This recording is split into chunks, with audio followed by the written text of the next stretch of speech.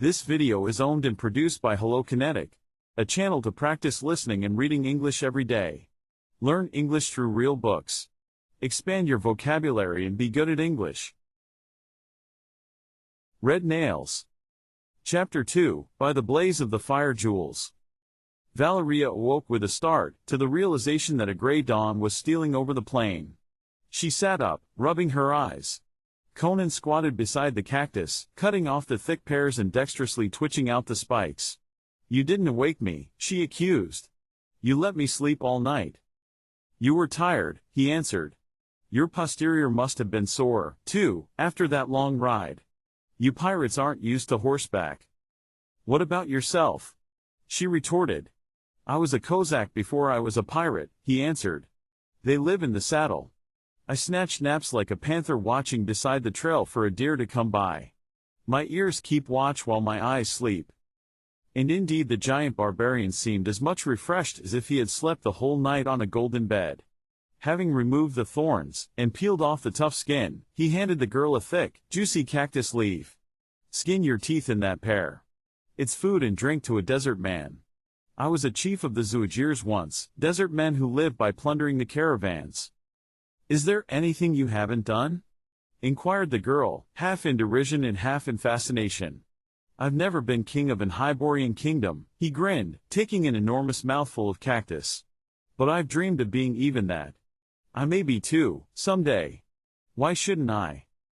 She shook her head in wonder at his calm audacity, and fell to devouring her pear. She found it not unpleasing to the palate, and full of cool and thirst-satisfying juice. Finishing his meal, Conan wiped his hands in the sand, rose, ran his fingers through his thick black mane, hitched up his sword belt and said, "Well, let's go. If the people in that city are going to cut our throats, they may as well do it now, before the heat of the day begins." His grim humor was unconscious, but Valeria reflected that it might be prophetic. She too hitched her sword belt as she rose. Her terrors of the night were past.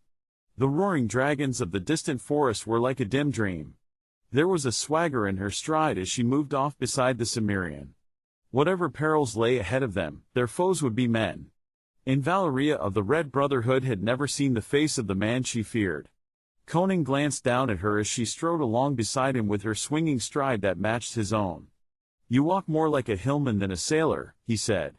"You must be an Aquilonian. The sons of Darfur never burnt your white skin brown. Many a princess would envy you." "I am from Aquilonia," she replied. His compliments no longer irritated her. His evident admiration pleased her. For another man to have kept her watch while she slept would have angered her. She had always fiercely resented any man's attempting to shield or protect her because of her sex. But she found a secret pleasure in the fact that this man had done so.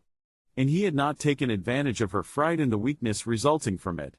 After all, she reflected, her companion was no common man. The sun rose up behind the city, turning the towers to a sinister crimson. "Black last night against the moon," grunted Conan, his eyes clouding with the abysmal superstition of the barbarian. "Blood red as a thread of blood against the sun this dawn. I do not like this city." But they went on, and as they went Conan pointed out the fact that no road ran to the city from the north. "No cattle have trampled the plain on this side of the city," said he. "No plowshare has touched the earth for years, maybe centuries. But look, once this plain was cultivated." Valeria saw the ancient irrigation ditches he indicated, half-filled in places, and overgrown with cactus. She frowned with perplexity as her eyes swept over the plain that stretched on all sides of the city to the forest edge, which marched in a vast, dim ring. Vision did not extend beyond that ring. She looked uneasily at the city. No helmets or spearheads gleamed on battlements, no trumpets sounded, no challenge rang from the towers. A silence as absolute as that of the forest brooded over the walls and minarets. The sun was high above the eastern horizon when they stood before the great gate in the northern wall, in the shadow of the lofty rampart. Rust flecked the iron bracings of the mighty bronze portal. Spiderwebs glistened thickly on hinge and sill and bolted panel. "It hasn't been open for years," exclaimed Valeria. "A dead city," grunted Conan. "That's why the ditches were broken and the plain untouched. But who built it? Who dwelt here? Where did they go? Why did they abandon it? Who can say? Maybe an exiled clan of Stygians built it. Maybe not. It doesn't look like Stygian architecture. Maybe the people were wiped out by enemies, or a plague exterminated them. In that case their treasures may still be gathering dust and cobwebs in there, suggested Valeria, the acquisitive instincts of her profession waking in her, prodded, too, by feminine curiosity. Can we open the gate? Let's go in and explore a bit. Conan eyed the heavy portal dubiously, but placed his massive shoulder against it and thrust with all the power of his muscular calves and thighs. With a rasping screech of rusty hinges the gate moved ponderously inward, and Conan straightened and drew his sword. Valeria stared over his shoulder, and made a sound indicative of surprise.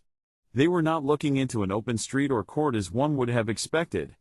The open gate, or door, gave directly into a long, broad hall which ran away and away until its vista grew indistinct in the distance. It was of heroic proportions, and the floor of a curious red stone, cut in square tiles, that seemed to smolder as if with the reflection of flames. The walls were of a shiny green material. Jade, or I'm a Shemite, swore Conan. Not in such quantity, protested Valeria. I've looted enough from the Khitan caravans to know what I'm talking about, he asserted. That's jade. The vaulted ceiling was of lapis lazuli, adorned with clusters of great green stones that gleamed with a poisonous radiance. Green firestones, growled Conan. That's what the people of Punt call them. They're supposed to be the petrified eyes of those prehistoric snakes the ancients called golden serpents. They glow like a cat's eyes in the dark. At night this hall would be lighted by them, but it would be a hellishly weird illumination. Let's look around. We might find a cache of jewels. Shut the door, advised Valeria. I'd hate to have to outrun a dragon down this hall. Conan grinned, and replied, I don't believe the dragons ever leave the forest. But he complied, and pointed out the broken bolt on the inner side. I thought I heard something snap when I shoved against it. That bolt's freshly broken. Rust has eaten nearly through it. If the people ran away, why should it have been bolted on the inside? They undoubtedly left by another door, suggested Valeria. She wondered how many centuries had passed since the light of outer day had filtered into that great hall through the open door. Sunlight was finding its way somehow into the hall, and they quickly saw the source. High up in the vaulted ceiling skylights were set in slot-like openings, translucent sheets of some crystalline substance. In the splotches of shadow between them, the green jewels winked like the eyes of angry cats. Beneath their feet the dully lurid floor smoldered with changing hues and colors of flame. It was like treading the floors of hell with evil stars blinking overhead. 3 balustraded galleries ran along on each side of the hall, one above the other. A 4-storied house, grunted Conan, and this hall extends to the roof. It's long as a street. I seem to see a door at the other end. Valeria shrugged her white shoulders. Your eyes are better than mine, then, though I'm accounted sharp-eyed among the sea rovers. They turned into an open door at random, and traversed a series of empty chambers, floored like the hall, and with walls of the same green jade, or of marble or ivory or chalcedony, adorned with friezes of bronze, gold, or silver. In the ceilings the green fire gems were set, and their light was as ghostly and elusive as Conan had predicted. Under the witch fire glow the intruders moved like specters. Some of the chambers lacked this illumination, and their doorways showed black as the mouth of the pit. These Conan and Valeria avoided, keeping always to the lighted chambers. Cobwebs hung in the corners, but there was no perceptible accumulation of dust on the floor, or on the tables and seats of marble, jade, or carnelian which occupied the chambers. Here and there were rugs of that silk known as khitan which is practically indestructible. Nowhere did they find any windows, or doors opening into streets or courts. Each door merely opened into another chamber or hall. Why don't we come to a street? Grumbled Valeria. This palace or whatever wherein must be as big as the king of Turan's seraglio. They must not have perished of plague, said Conan, meditating upon the mystery of the empty city. Otherwise we'd find skeletons. Maybe it became haunted, and everybody got up and left. Maybe, hell, broke in Valeria rudely. We'll never know. Look at these friezes. They portray men. What race do they belong to? Conan scanned them and shook his head. I never saw people exactly like them. But there's the smack of the East about them, Venya, maybe, or Kosala. Were you a king in Kosala? She asked, masking her keen curiosity with derision. No. But I was a war chief of the Afghalis who live in the Himalayan mountains above the borders of Venya. These people favor the Khazalans. But why should Khazalans be building a city this far to the west? The figures portrayed were those of slender, olive-skinned men and women, with finely chiseled, exotic features. They wore filmy robes and many delicate jeweled ornaments, and were depicted mostly in attitudes of feasting, dancing, or love-making. Easterners, all right, grunted Conan, but from where I don't know. They must have lived a disgustingly peaceful life, though, or they'd have scenes of wars and fights. Let's go up those stairs. It was an ivory spiral that wound up from the chamber in which they were standing. They mounted 3 flights and came into a broad chamber on the 4th floor, which seemed to be the highest tier in the building. Skylights in the ceiling illuminated the room, in which light the fire gems winked pallidly. Glancing through the doors they saw, except on one side, a sais of similarly lighted chambers. This other door opened upon a balustraded gallery that overhung a hall much smaller than the one they had recently explored on the lower floor. Hell! Valeria sat down disgustedly on a jade bench. The people who deserted this city must have taken all their treasures with them. I'm tired of wandering through these bare rooms at random. All these upper chambers seem to be lighted, said Conan. I wish we could find a window that overlooked the city. Let's have a look through that door over there. You have a look, advised Valeria. I'm going to sit here and rest my feet. Conan disappeared through the door opposite that one opening upon the gallery, and Valeria leaned back with her hands clasped behind her head, and thrust her booted legs out in front of her. These silent rooms and halls with their gleaming green clusters of ornaments and burning crimson floors were beginning to depress her. She wished they could find their way out of the maze into which they had wandered and emerge into a street. She wondered idly what furtive, dark feet had glided over those flaming floors in past centuries, how many deeds of cruelty and mystery those ranking ceiling gems had blazed down upon. It was a faint noise that brought her out of her reflections. She was on her feet with her sword in her hand before she realized what had disturbed her. Conan had not returned, and she knew it was not he that she had heard. The sound had come from somewhere beyond the door that opened onto the gallery. Soundlessly in her soft leather boots she glided through it, crept across the balcony and peered down between the heavy balustrades. A man was stealing along the hall. The sight of a human being in this supposedly deserted city was a startling shock. Crouching down behind the stone balusters, with every nerve tingling, Valeria glared down at the stealthy figure. The man in no way resembled the figures depicted on the friezes. He was slightly above middle height, very dark, though not negroid. He was naked but for a scanty silk clout that only partly covered his muscular hips, and a leather girdle, a hand's breadth broad, about his lean waist. His long black hair hung in lank strands about his shoulders, giving him a wild appearance. He was gaunt, but knots and cords of muscle stood out on his arms and legs, without that fleshy padding that presents a pleasing symmetry of contour. He was built with an economy that was almost repellent. Yet it was not so much his physical appearance as his attitude that impressed the woman who watched him. He slunk along, stooped in a semi-crouch, his head turning from side to side. He grasped a wide-tipped blade in his right hand and she saw it shake with the intensity of the emotion that gripped him. He was afraid, trembling in the grip of some dire terror. When he turned his head she caught the blaze of wild eyes among the lank strands of black hair. He did not see her. On tiptoe he glided across the hall and vanished through an open door. A moment later she heard a choking cry, and then silence fell again. Consumed with curiosity, Valeria glided along the gallery until she came to a door above the one through which the man had passed. It opened into another, smaller gallery that encircled a large chamber. This chamber was on the 3rd floor, and its ceiling was not so high as that of the hall. It was lighted only by the firestones, and their weird green glow left the spaces under the balcony in shadows. Valeria's eyes widened. The man she had seen was still in the chamber. He lay face down on a dark crimson carpet in the middle of the room. His body was limp, his arms spread wide. His curved sword lay near him. She wondered why he should lie there so motionless. Then her eyes narrowed as she stared down at the rug on which he lay. Beneath and about him the fabric showed a slightly different color, a deeper, brighter crimson. Shivering slightly, she crouched down closer behind the balustrade, intently scanning the shadows under the overhanging gallery. They gave up no secret. Suddenly another figure entered the grim drama. He was a man similar to the first, and he came in by a door opposite that which gave upon the hall. His eyes glared at the sight of the man on the floor, and he spoke something in a staccato voice that sounded like Shikmek. The other did not move. The man stepped quickly across the floor, bent, gripped the fallen man's shoulder and turned him over. A choking cry escaped him as the head fell back limply, disclosing a throat that had been severed from ear to ear. The man let the corpse fall back upon the blood-stained carpet, and sprang to his feet, shaking like a wind-blown leaf. His face was an ashy mask of fear. But with one knee flexed for flight, he froze suddenly, became as immobile as an image, staring across the chamber with dilated eyes. In the shadows beneath the balcony a ghostly light began to glow and grow, a light that was not part of the firestone gleam.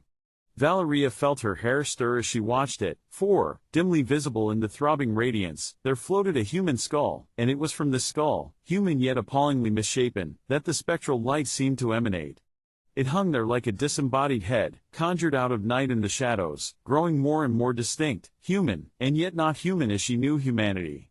The man stood motionless, an embodiment of paralyzed horror, staring fixedly at the apparition. The thing moved out from the wall and a grotesque shadows moved with it. Slowly the shadow became visible as a man-like figure whose naked torso and limbs shone whitely, with the hue of bleached bones.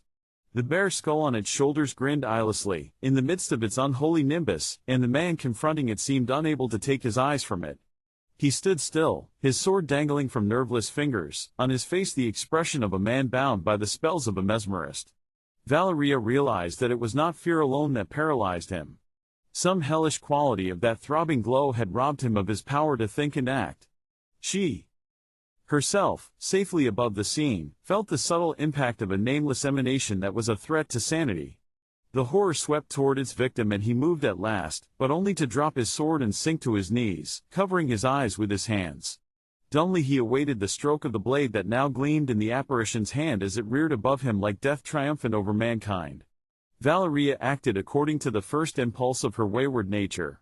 With one tigerish movement she was over the balustrade and dropping to the floor behind the awful shape. It wheeled at the thud of her soft boots on the floor, but even as it turned, her keen blade lashed down and a fierce exultation swept her as she felt the edge cleave solid flesh and mortal bone. The apparition cried out gurglingly and went down, severed through the shoulder, breastbone and spine, and as it fell the burning skull rolled clear, revealing a lank mop of black hair and a dark face twisted in the convulsions of death.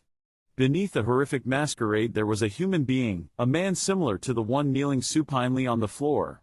The latter looked up at the sound of the blow and the cry, and now he glared in wild-eyed amazement at the white-skinned woman who stood over the corpse with a dripping sword in her hand.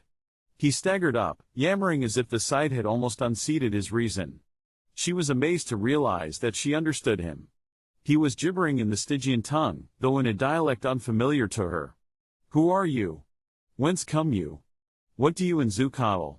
Then rushing on, without waiting for her to reply, "But you are a friend, goddess or devil, it makes no difference. You have slain the burning skull. It was but a man beneath it, after all. We deemed it a demon they conjured up out of the catacombs. Listen." He stopped short in his ravings and stiffened, straining his ears with painful intensity.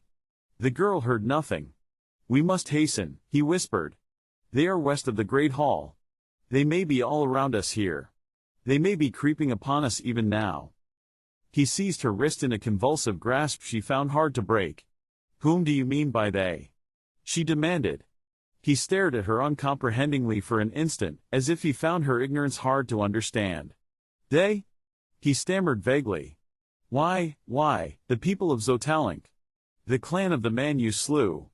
They who dwell by the eastern gate." "You mean to say this city is inhabited?" she exclaimed. I.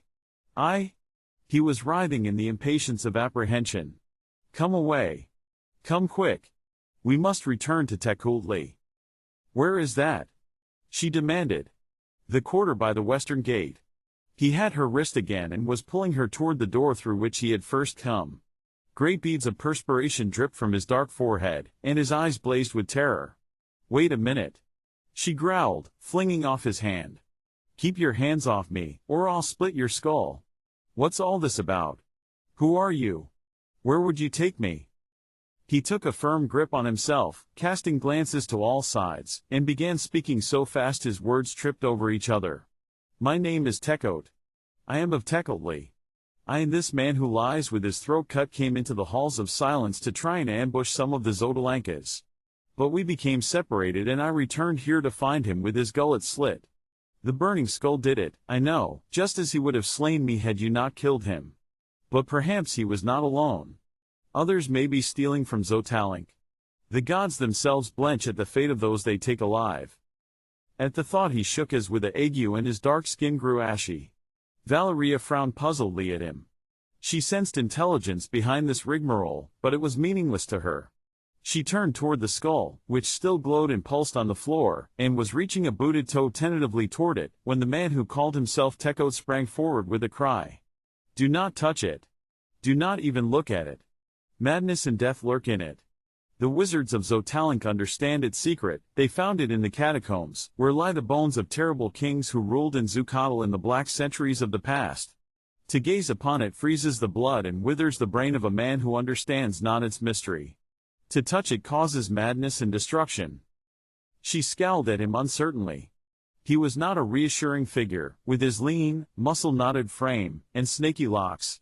In his eyes, behind the glow of terror, lurked a weird light she had never seen in the eyes of a man wholly sane. Yet he seemed sincere in his protestations. Come, he begged, reaching for her hand, and then recoiling as he remembered her warning. You are a stranger. How you came here I do not know, but if you were a goddess or a demon, come to aid Tecuhtli, you would know all the things you have asked me. You must be from beyond the great forest, whence our ancestors came. But you are our friend, or you would not have slain my enemy. Come quickly, before the Xotalankas find us and slay us. From his repellent, impassioned face she glanced to the sinister skull, smoldering and glowing on the floor near the dead man. It was like a skull seen in a dream, undeniably human, yet with disturbing distortions and malformations of contour and outline. In life the wearer of that skull must have presented an alien and monstrous aspect. Life? It seemed to possess some sort of life of its own. Its jaws yawned at her and snapped together. Its radiance grew brighter, more vivid, yet the impression of nightmare grew too. It was a dream, all life was a dream, it was Tekot's urgent voice which snapped Valeria back from the dim gulfs whither she was drifting. Do not look at the skull. Do not look at the skull. It was a far cry from across unreckoned voids. Valeria shook herself like a lion shaking his mane. Her vision cleared. Tekot was chattering. In life it housed the awful brain of a king of magicians. It holds still the life and fire of magic drawn from outer spaces. With a curse Valeria leapt, lithe as a panther, and the skull crashed to flaming bits under her swinging sword. Somewhere in the room, or in the void, or in the dim reaches of her consciousness, an inhuman voice cried out in pain and rage. Tekot's hand was plucking at her arm and he was gibbering, You have broken it. You have destroyed it. Not all the black arts of Xotalanc can rebuild it. Come away. Come away quickly, now. But I can't go, she protested. I have a friend somewhere nearby. The flare of his eyes cut her short as he stared past her with an expression grown ghastly. She wheeled just as four men rushed through as many doors, converging on the pair in the center of the chamber. They were like the others she had seen, the same knotted muscles bulging on otherwise gaunt limbs, the same lank blue-black hair, the same mad glare in their wild eyes. They were armed and clad like Tekot, but on the breast of each was painted a white skull. There were no challenges or war cries. Like blood-mad tigers the men of Xotalanc sprang at the throats of their enemies. Tekot met them with the fury of desperation, ducked the swipe of a wide-headed blade, and grappled with the wielder, and bore him to the floor where they rolled and wrestled in murderous silence. The other three swarmed on Valeria, their weird eyes red as the eyes of mad dogs. She killed the first who came within reach before he could strike a blow, her long straight blade splitting his skull even as his own sword lifted for a stroke. She sidestepped a thrust, even as she parried a slash. Her eyes danced and her lips smiled without mercy. Again she was Valeria of the Red Brotherhood, and the hum of her steel was like a bridal song in her ears. Her sword darted past a blade that sought to parry, and sheathed 6 inches of its point in a leather-guarded midriff. The man gasped agonizedly and went to his knees, but his tall mate lunged in ferocious silence, raining blow on blow so furiously that Valeria had no opportunity to counter. She stepped back coolly, parrying the strokes and watching for her chance to thrust home. He could not long keep up that flailing whirlwind. His arm would tire, his wind would fail, he would weaken, falter, and then her blade would slide smoothly into his heart. A sidelong glance showed her Tekot kneeling on the breast of his antagonist and striving to break the other's hold on his wrist and to drive home a dagger. Sweat beaded the forehead of the man facing her, and his eyes were like burning coals. Smite as he would, he could not break past nor beat down her guard. His breath came in gusty gulps, his blows began to fall erratically. She stepped back to draw him out, and felt her thighs locked in an iron grip. She had forgotten the wounded man on the floor. Crouching on his knees, he held her with both arms locked about her legs, and his mate croaked in triumph and began working his way around to come at her from the left side. Valeria wrenched and tore savagely, but in vain. She could free herself of this clinging menace with a downward flick of her sword, but in that instant the curved blade of the tall warrior would crash through her skull. The wounded man began to worry at her bare thigh with his teeth like a wild beast. She reached down with her left hand and gripped his long hair, forcing his head back so that his white teeth and rolling eyes gleamed up at her. The tall Xotalanc cried out fiercely and leapt in, smiting with all the fury of his arm. Awkwardly she parried the stroke, and it beat the flat of her blade down on her head so that she saw sparks flash before her eyes, and staggered. Up went the sword again, with a low, beast-like cry of triumph, and then a giant form loomed behind the Xotalanc and steel flashed like a jet of blue lightning. The cry of the warrior broke short and he went down like an ox beneath the poleaxe, his brains gushing from his skull that had been split to the throat. "Conan," gasped Valeria. In a gust of passion she turned on the Xotalanc whose long hair she still gripped in her left hand. "Dog of hell!" Her blade swished as it cut the air in an upswinging arc with a blur in the middle, and the headless body slumped down, spurting blood. She hurled the severed head across the room. What the devil's going on here? Conan bestrode the corpse of the man he had killed, broadsword in hand, glaring about him in amazement. Tekot was rising from the twitching figure of the last Xotalanc, shaking red drops from his dagger. He was bleeding from the stab deep in the thigh. He stared at Conan with dilated eyes. "What is all this?" Conan demanded again, not yet recovered from the stunning surprise of finding Valeria engaged in a savage battle with this fantastic figures in a city he had thought empty and uninhabited. Returning from an aimless exploration of the upper chambers to find Valeria missing from the room where he had left her, he had followed the sounds of strife that burst on his dumbfounded ears. "5 dead dogs," exclaimed Tekot, his flaming eyes reflecting a ghastly exultation. 5 slain. 5 crimson nails for the black pillar. The gods of blood be thanked. He life quivering hands on high, and then, with the face of a fiend, he spat on the corpses and stamped on their faces, dancing in his ghoulish glee. His recent allies eyed him in amazement, and Conan asked, in the Aquilonian tongue, "Who is this madman?" Valeria shrugged her shoulders. "He says his name's Tekot. From his babblings I gather that his people live at one end of this crazy city, and these others at the other end. Maybe we'd better go with him. He seems friendly, and it's easy to see that the other clan isn't." Tekot had ceased his dancing and was listening again, his head tilted sidewise, dog-like, triumph struggling with fear in his repellent countenance. "Come away, now," he whispered. "We have done enough. 5 dead dogs. My people will welcome you. They will honor you. But come. It is far to Tekotli. At any moment the Xotalancs may come on us in numbers too great even for your swords." "Lead the way," grunted Conan. Tekot instantly mounted a stair leading up to the gallery, beckoning them to follow him, which they did, moving rapidly to keep on his heels. Having reached the gallery, he plunged into a door that opened toward the west, and hurried through chamber after chamber, each lighted by skylights or green fire jewels. "What sort of place can this be?"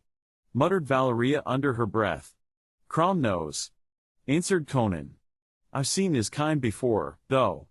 They live on the shores of Lake Zwad, near the border of Kush. They're a sort of mongrel Stygians, mixed with another race that wandered into Stygia from the east some centuries ago and were absorbed by them. They're called Tlazitlans. I'm willing to bet it wasn't they who built this city, though." Tekot's fear did not seem to diminish as they drew away from the chamber where the dead men lay. He kept twisting his head on his shoulder to listen for sounds of pursuit, and stared with burning intensity into every doorway they passed.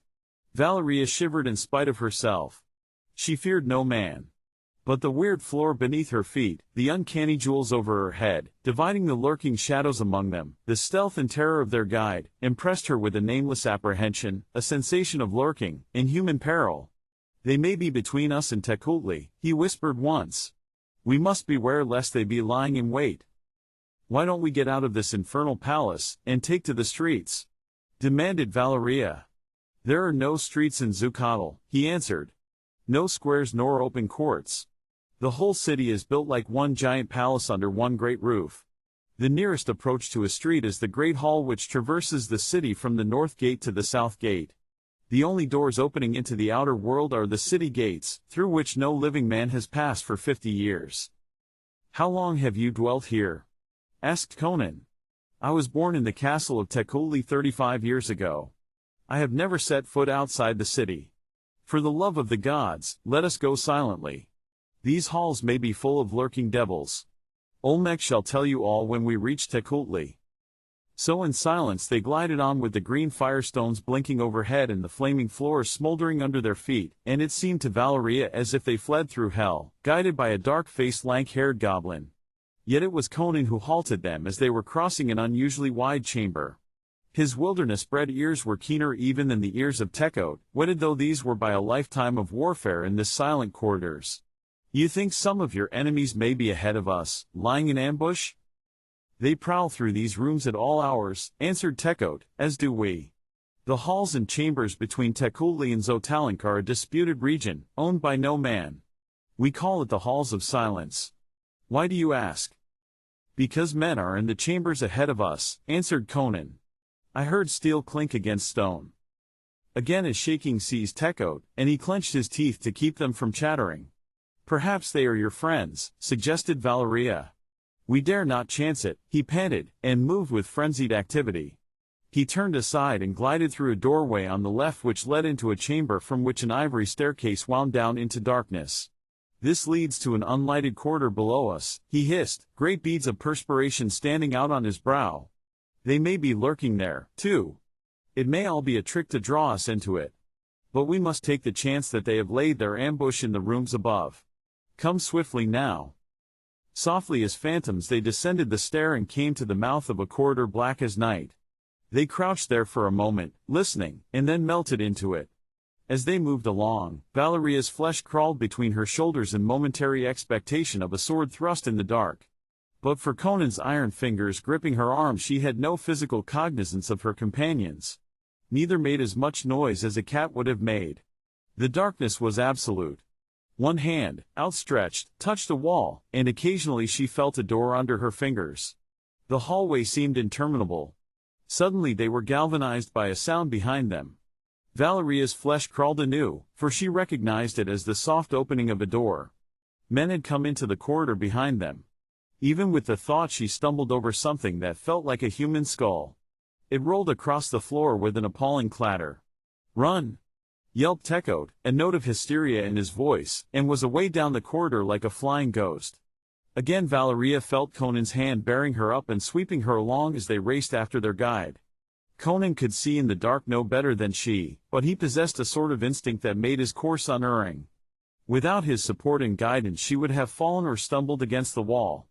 Down the corridor they sped, while the swift patter of flying feet drew closer and closer, and then suddenly Tecuhltli panted, "Here is the stair. After me, quick. Oh, quick." His hand came out of the dark and caught Valeria's wrist as she stumbled blindly on the steps. She felt herself half dragged, half lifted up the winding stair, while Conan released her and turned on the steps, his ears and instincts telling him their foes were hard at their backs. And the sounds were not all those of human feet. Something came riding up the steps, something that slithered and rustled and brought a chill in the air with it. Conan lashed down with his great sword and felt the blade shear through something that might have been flesh and bone, and cut deep into the stair beneath. Something touched his foot that chilled like the touch of frost, and then the darkness beneath him was disturbed by a frightful thrashing and lashing, and a man cried out in agony. The next moment Conan was racing up the winding staircase, and through a door that stood open at the head. Valeria and Tecuhltli were already through, and Tecuhltli slammed the door and shot a bolt across it, the first Conan had seen since they had left the outer gate. Then he turned and ran across the well-lighted chamber into which they had come, and as they passed through the farther door, Conan glanced back and saw the door groaning and straining under heavy pressure violently applied from the other side. Though Tekot did not abate either his speed or his caution, he seemed more confident now. He had the air of a man who had come into familiar territory, within call of friends. But Conan renewed his terror by asking, "What was that thing I fought on the stairs?" "The men of Xotalanc," answered Tekot, without looking back. "I told you the halls were full of them." "This wasn't a man," grunted Conan. "It was something that crawled, and it was as cold as ice to the touch. I think I cut it asunder. It fell back on the men who were following us, and must have killed one of them in its death throes." Tekot's head jerked back, his face ashy again. Convulsively he quickened his pace. It was the crawler. A monster they have brought out of the catacombs to aid them. What it is, we do not know, but we have found our people hideously slain by it. In Set's name, hasten. If they put it on our trail, it will follow us to the very doors of Tekultli. "I doubt it," grunted Conan. "That was a shrewd cut I dealt it on the stair." "Hasten! Hasten!" groaned Tekot. They ran through a series of green-lit chambers, traversed a broad hall, and halted before a giant bronze door. Tekot said, "This is Tekultli."